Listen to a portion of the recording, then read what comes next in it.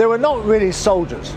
They were railwaymen, engine drivers, track workers, even cleaners. But now they were in uniform in a far distant land, but with the all too familiar feature of a pair of tracks going off into the distance.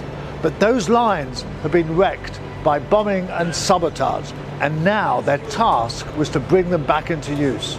They came from Britain and America in their thousands. Special regiments had been created whose recruits were mainly experienced rail workers. This is the story of these engineers who helped win World War II by working round the clock and in great danger to rebuild the wrecked French rail network.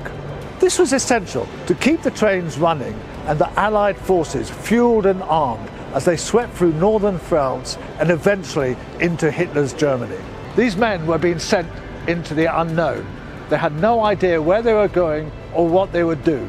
All they were told is that the railways were vital for the war effort in order to keep the lines of communication open. At the heart of the book, there is the story of the greatest engineering feat of the war.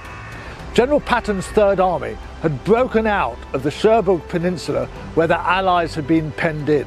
Now he wanted to reach Paris before the end of the month, but needed sufficient fuel to be able to continue.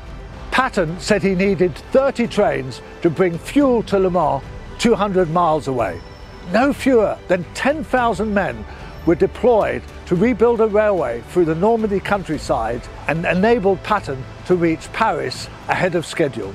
This is just one of the many stories that show the vital role played by these railwaymen during the conflict. And it was not all one-way traffic. More than 50 ambulance trains provided a lifeline for injured soldiers as the roads could not be used to evacuate them. There were disasters too, such as the runaway train which smashed into a Normandy village, killing 89 soldiers and injuring twice as many. The Liberation Line tells the story of these brave men for the first time, bringing together technical improvisation, a colourful cast of generals and engineers, and amazing tales of their heroism under fire. The Liberation Line offers a new insight into these remarkable events. It is, quite simply, the last untold story of the Normandy landings.